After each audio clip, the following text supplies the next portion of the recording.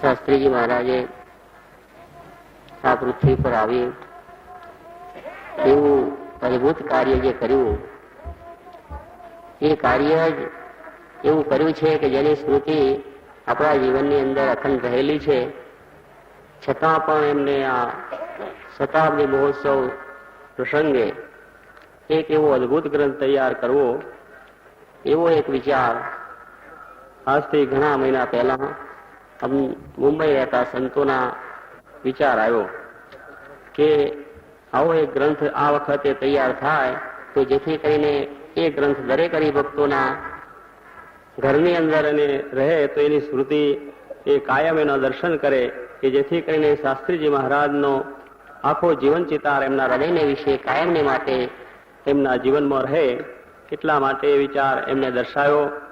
સ્વામીજીએ એમને માટે આશીર્વાદ આપ્યા અને તે સંબંધી એ ગ્રંથ તૈયાર કરવાને માટે આવી રીતે સર્વને એક બધી સમિતિ નિમિત્ત તેમાં સંતોએ ખૂબ દાખલો વેઠી, ખૂબ રીતે એમાં પ્રયત્ન કરીને એવો અદભુત ગ્રંથ તૈયાર કર્યો છે. શાસ્ત્રીજી મહારાજના એની અંદર દરેકે દરેક પ્રસંગ લેવામાં આવેલા છે, છતાં પણ એને એક જુદી રીતે તૈયાર કરવો કે જેની અંદર સચિત્ર ચિત્રની અંદર પણ શાસ્ત્રીજી મહારાજે કેવી રીતનું પોતે કાર્ય કરેલું છે એની અંદરના તમામ પોતાના જન્મથી અંત સુધીના ચિત્રો પણ લેવામાં આવ્યા છે. અને સાથે સાથે એમનો જે કાર્ય છે એ કાર્યને નિમિત્ત એવી રીતના એક લેખો પણ સુંદર અંદર વણવામાં આવેલા છે. એવો અદભુત ગ્રંથ ઘણી જ મહેનત કરીને એ મુંબઈના સંતો છે, ઈશ્વર સ્વામી, મહંત સ્વામી વગેરે ખૂબ રીતે મહેનત લઈને એને એ તૈયાર કરેલો છે. આવો અદભુત ગ્રંથ એ શાસ્ત્રીજી મહારાજ આ લોકને વિશે આવ્યા, અદભુત એમને પોતે કાર્ય કર્યું. એ કાર્ય એ કઈ સામાન્ય કાર્ય ન હતું. એ આલોકને પરલોકને વિશે દરેક જીવન સમુદાય, દરેક જીવોને સુખદાય કરે એવી રીતનું હતું. અને એવી રીતનું એ કાર્ય કરી રહ્યા છે કે જેથી કરીને આજે હજારો લોકોને એ યાદ કરતા, એ નામ શુભ નામ યાદ કરતા શાંતિ વર્તે છે. આજે પણ એમની સાથે જે રહ્યા છે, એમની સાથે જે ફર્યા છે, એ યાદ કરતાની સાથે એ પ્રસંગો યાદ આવી જાય છે અને એ ચિત્ર ખડું થઈ જાય છે. એવો એ સ્વામીજીનું જીવન હતું. અને એ જ રીતે આજે સવારે પણ સહેજે નંદાજી આવ્યા અને તરત વાત કરી કે સ્વામીજીના ડોલીઓ બેસતો મને વાત કરતા. એટલે એવી રીતે દરેકે દરેક હરિભક્તોની અંદર એવો એ સ્વામીજીનો અદભુત ચમત્કાર હતો. એમનું એવું કામન હતું કે જેથી કરીને દરેકને એ જીવનની અંદર સહેજે સહેજે યાદ આવે એવી રીતના એ પુરુષ હતા. એ પુરુષને માટે જે કંઈ કહેવું એ તો સોના ઉપર ઢોળ છે, કારણ કે એમના કાર્યથી જ આજે એવું અદભુત કાર્ય છે, મૂર્તિમાન છે કે એ સારંગપુરની અંદરના મંદિરો છે, એમને એ રીતના જે ઇમારતો છે એ બધી આપણે જોઈએ તો પણ એની અંદર પણ એમના પ્રાણ છે. દરેક હરિભક્તોની અંદર પણ એના પ્રાણ છે. અને એ એમનું કાર્ય, એ એમની સ્મૃતિ એ સહેજે જ આપણને દેખાઈ આવે છે. એવી રીતે એ ગ્રંથ બહુ જ મહેનતે સંતોએ તૈયાર કર્યો અને આ રીતે ગ્રંથ તૈયાર કરીને આજે એ ગ્રંથનું આ રીતે ઉદ્ઘાટન સ્વામીજીના હસ્તે થશે અને ખુલ્લો મૂકવામાં આવશે. દરેકે આવી રીતના શાસ્ત્રીજી મહારાજ એ મહાન પુરુષ, એમને અહીંયા આગળ તો મહાન મોટા ઉત્સવો ઉજવી રહ્યા છે. એમને એવું કાર્ય રજૂઆત કરી છે કે સામાન્યમાં સામાન્ય માણસો એ પણ આ રીતે ભગવાનને માર્ગે વળે અને મોક્ષને માર્ગે પંથે ચાલે એવી રીતનો એમને અદભુત રીતે કાર્ય કર્યું છે. સામાન્ય માણસોની અંદર પણ એમને આત્માને પરમાત્માનું જ્ઞાન રહેલું છે. આપણે વેદ વેદાંતનું જે રહસ્ય છે કે જે સમજવું બહુ કઠણ છે, બ્રહ્મને પરબ્રહ્મ શું, આત્માને પરમાત્મા શું, એવી રીતનું જે તત્વજ્ઞાન છે, તત્વજ્ઞાન શાસ્ત્રીજી મહારાજે આ પૃથ્વીમાં આવીને પોતે સામાન્ય જીવોને વિશે પણ એ વાત સમજાવી દીધી અને એ કાર્ય મૂર્તિમાન કર્યું. અને એ વેદ વેદાંતનું જે જ્ઞાન છે, ગીતા આદિત્ય વિશે જે અક્ષર ને પુરુષોત્તમની વાતો કરેલી છે, એવી જે વાત એ શાસ્ત્રીજી મહારાજે આવી પૃથ્વીને વિશે અદભુત રીતે પોતે બતાવી. અને દરેકના જે સામાન્ય મનુષ્યો હતા એ પણ પોતાનું જીવન કેવી રીતે સુખમય વિતાવે એવી રીતનું એમનું કાર્ય હતું અને કરેલું છે. અને પોતે આ રીતે અનેક એવી રીતના પોતે સમાધિઓ પણ કરાવી, અનેકને પોતે સાક્ષાત્કારો પણ કરાયા. તે રીતે અનેકને એ રીતે પોતાના એવા પ્રસંગો યોજીને પણ એવી રીતના મહાન ઉપદેશો આપીને પણ માણસના જીવન પરિવર્તન પણ કરેલા છે. કે જેવી રીતે પશુ જીવનમાંથી માનવ જીવન બનાવ્યું, એવી રીતના જે પૂર્વના દાખલા છે એવી રીતના દાખલા શાસ્ત્રીજી મહારાજે પણ જે મનુષ્યો પશુ જીવન જીવતા હતા, અનેક વ્યસનોથી ભરપૂર હતા, એવા મનુષ્યોને પણ માનવ બનાવ્યા. માનવ તો નહીં પણ એમાંથી ભક્ત કરતા પણ એ અક્ષરધામના અધિકારી એટલે ઉચ્ચ કોટીના આત્માઓ એમને બનાવી પરમાત્માના અધિકારી એમને બનાવી દીધા છે. એવો અદભુત ચમત્કાર એ શાસ્ત્રીજી મહારાજને વિશે હતો. એવા એ મહાન પુરુષ હતા. એવા એ મહાન પુરુષનો આજે આપણે જે આ પ્રસંગ એને માટેનો આજે તૈયાર જે ગ્રંથ એ આપણે તૈયાર કરેલો છે. માટે એ શાસ્ત્રીજી મહારાજનું જે આવી રીતનું જે તત્વજ્ઞાન છે એ સામાન્ય સુલભ મનુષ્યોએ પણ જીવનમાં વળી લીધું છે. અને સ્વામીજીએ પણ એવા અદભુત કાર્યો કરી આપણને મહાન એક લાભ આપેલો છે. માટે એમના વિશે જે કંઈ કહેવું એ તો બહુ જ સચોટ ને સત્ય વસ્તુ છે.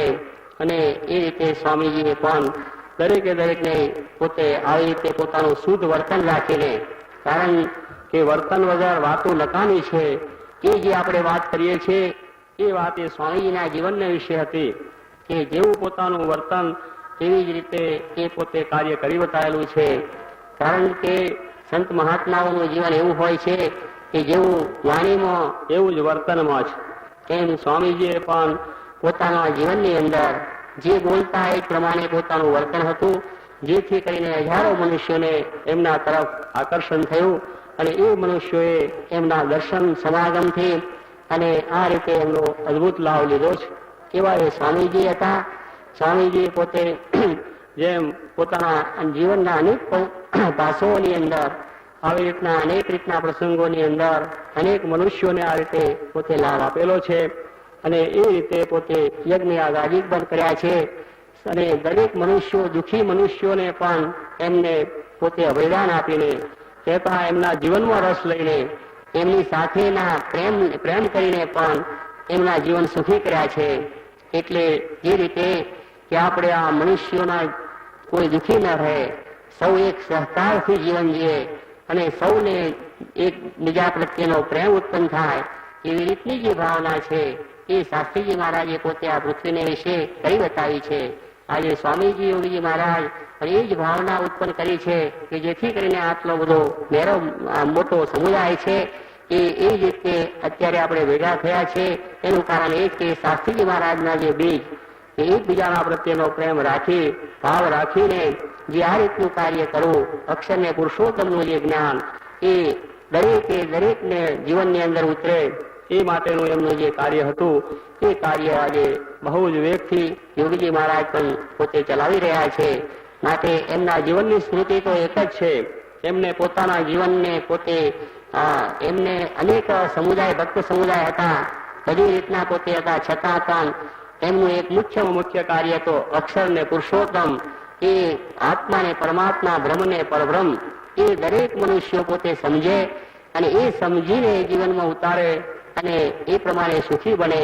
અને આલોકને પરલોક, આલોકને વિશે પણ એમને એવી વ્યવહાર શુદ્ધિ પણ મૂકી આપી, વ્યવહારની રીતે લોકોને સમજાવ્યા કે જેથી કરીને એ રીતે પણ એ સર્વ સુખી બને. આવી રીતે શાસ્ત્રીજી મહારાજે અદભુત કાર્ય આ પૃથ્વીમાં આવીને કરેલું છે અને એ પણ આપણે અનુભવેલું છે. એવું એ કાર્ય છે. માટે એમના કાર્યને વિશે વિશેષ તો હું શું કહી શકું, કારણ કે હું તો બહુ અલ્પ છું, છતાં પણ એવા મહાન પુરુષોની જે કંઈ આપણે વાત કરવી એ બહુ જાણે મળે મોટી વાત કહેવાય. તેમ શાસ્ત્રીજી મહારાજ એવા અદભુત પુરુષ હતા અને એમને આવું અદભુત કાર્ય આ પૃથ્વીમાં આવીને કરેલું છે. સ્વામીજી અને આ પ્રમાણે આપણે સર્વને આજતો એ જ કે આવો ગ્રંથ જે ઉત્પન્ન થયો છે એ ગ્રંથની આ રીતે ઉત્પત્તિ થયેલી છે અને એ ગ્રંથની રચના થયેલી છે. એવો અનમૂલ ગ્રંથ આજે આપણને પ્રાપ્ત થશે એ જાણીને ઘણો આનંદ થાય છે. અને આપણને સર્વને એ શાસ્ત્રીજી મહારાજ આપણા સર્વના જીવનની અંદર કાયમને માટે એમની સ્મૃતિ રહે, કાયમ એ આપણા સાથે જ રહે. અને આવા દિવ્ય પ્રસંગે જરૂર, જેમ સવારે નંદાજીએ કહ્યું કે આજે જોગીજી મહારાજ હું શાસ્ત્રીજી મહારાજ જાણું છું, એમ દિવ્ય રીતે પણ એ પોતે આ સવાને વિશે હાજર જ છે, આપણા પ્રસંગો એ પોતે જોયે છે. અને એવી રીતના એ સ્વામીજી જરૂર આપણને અકુલ શાંતિ અર્પે. આજે જે કંઈ મનુષ્યોને શાંતિ જોઈએ છે એટલા માટે ઘણા જ ઉપાયો કરે છે, પણ શાંતિ ક્યાં છે એ ખબર નથી. શાંતિ તો એ તુલસીદાસ જેવા પણ કહી ગયા કે આ પ્રમાણે સુરપુર નરપુર નાગપુર તીનમે સુખ નહીં, કાં સુખ હરી કે ચરણ में કાં સંતન કે મહાય. એમ ઘણા વર્ષો પહેલા એ તુલસીદાસ જેવા પણ કહી ગયા છે. એમ આજે દરેક મનુષ્યોને શાંતિ જોઈએ છે અને શાંતિ માટેના પ્રયત્નો કરે છે. પણ આજ બુદ્ધિવાદના જમાનાની અંદર, ભૌતિકવાદની અંદર એવી કોઈ શાંતિ મળવી એ ઘણી કઠિન છે. અને એવી શાંતિ મેળવવા માટે આપણો જે સનાતન ધર્મો છે એ સનાતન ધર્મોએ આપણને શાંતિ કઈ રીતે અર્પી છે જો મૂળ આપણે સમજી લઈએ તો આપણને જરૂર એ શાંતિ પ્રાપ્ત થાય છે. તો એવી શાંતિ અનાદિકાળથી એવા જે ભગવાન સ્વરૂપો આ પૃથ્વીને વિશે પ્રખ્યા છે એ ભગવત સ્વરૂપો સંતોના શરણે જવા થકી, એમના ચરણોનું સેવન કરવા થકી, સમાગમ કરવા થકી અને એમને જે આપેલા જે ઉપદેશો છે એ ઉપદેશો જો જીવનમાં ઉતારીએ, એને જીવનમાં બરોબર બની લઈએ છે તો એ શાંતિ મળે છે. બાકી શાંતિ ક્યાંય નથી. શાંતિને સુખ અત્યારે કોઈ પણ આપણે જોઈએ છે તો ભૌતિકવાદને વિશે જેટલા કઈ સાધનો અત્યારે વૈજ્ઞાનિક ઉભા થાય છે એમાંથી તો અશાંતિ જ ઉભી થઈ છે. બુદ્ધિવાદના જમાનાની અંદર એ બંધબેસતી વાત નથી, છતાં પણ આજે જે કંઈ શાંતિ કે જે કંઈ આપણને આ દેશની અંદર કે આપણને જે કંઈ પ્રાપ્ત છે કેવળ આપણો એ સનાતન ધર્મ છે, એના જે બીજ છે જીવનમાં જે ઉતારેલા છે એટલે કરીને જે શાંતિ છે. માટે આ પ્રમાણે પહેલા એક વખત પણ આપણે જયારે માનવદર મળ્યા ત્યારે પણ નંદાજીએ કહેલું કે આ પ્રમાણે શાંતિ મેળવવા માટે આ ધર્મોની પણ જરૂર છે. જેમ બધી રીતના બીજી સામાજિક પ્રવૃત્તિઓની જરૂર છે તે જ રીતે ધર્મની પણ જરૂર છે. ધર્મ જો હશે તો જ આપણે કંઈક પણ શાંતિ મેળવી શકીશું. અને એ આપણો સનાતન ધર્મ એ શીખવી રહેલો છે. દરેક પ્રત્યે દયા રાખવી, શાંતિ રાખવી, સહનતા રાખવી એ આપણો ધર્મ છે. અને એવી રીતે જ આવા મહાન પુરુષો આ પૃથ્વીમાં આવીને એ જ્યારે એવી કંઈક બનાવો બને છે ત્યારે આવીને એ શાંતિ અર્પે છે, એકબીજાના પ્રત્યે દયાનો ભાવ શીખવે છે, શાંતિ અને પમાડે છે. માટે એવા પુરુષોના અવતરણ આ પૃથ્વીને વિશે જરૂર જે તે થાય છે એ શાસ્ત્રનો આદેશ છે. એમ શાસ્ત્રીજી મહારાજ આ પૃથ્વી ઉપર આવ્યા અને એ રીતે આવીને પોતાના જીવનની અંદર આવી રીતના પ્રસંગો પોતે ઉત્પન્ન કરીને અનેકને શાંતિની રીતે અર્પેલી છે, સુખ પણ આપેલું છે. અને આજે યોગીજી મહારાજ પણ એ રીતની શાંતિ અર્પી રહેલા છે. એ રીતના આપણો મહાન ભાગ્ય છે કે આવા મહાન પુરુષો આ પૃથ્વીને વિશે, ભારત દેશને વિશે આપણને પ્રાપ્ત થાય છે. બીજા દેશોમાં મળવા બહુ દુર્લભ છે એવા એ સંત એ આ ભારત ભૂમિને વિશે જ પાકે છે. એ જ આપણો મહાન ભાગ્ય છે. તે કહેવાનું એ છે કે સ્વામીજી જેવા પુરુષ અને એની આ શતાબ્દી, એમના એ ગ્રંથ અને આવી શતાબ્દી આપણા જીવનની અંદર આપણને યોજવાની પ્રાપ્ત થઈ એ આપણા મહાન ભાગ્ય છે. અને આ રીતે આવી રીતનું અદભુત કાર્ય જે થયું તે કેવળ આ યોગી મહારાજની પ્રેરણા છે. આ ગ્રંથની અંદર પણ જે કંઈ પ્રવૃત્તિ કરીને એની અંદર જે રીતે સફળતા મળી છે એ પણ કેવળ એમની દ્રષ્ટિ, એમની દયા, એમની પ્રેરણા એ જ આપણને પ્રાપ્ત થયેલી છે. અને અમે એ રીતનું જે કાર્ય છે એ રીતનું જે સુંદર જે ગ્રંથ છે એ આપની સમક્ષ મૂકી શક્યા છે એ કેવળ એમની દયા, એમની દ્રષ્ટિથી થઈ શક્યા છે. માટે અંતમાં એમને પ્રાર્થના કરું છું કે આવી રીતનું જે કંઈ કાર્ય હોય એવું જ કાર્ય કરવાનું અમને બળ આપે અને સર્વ પ્રકારે સર્વ જીવો સુખી થાય એ જ પ્રાર્થના.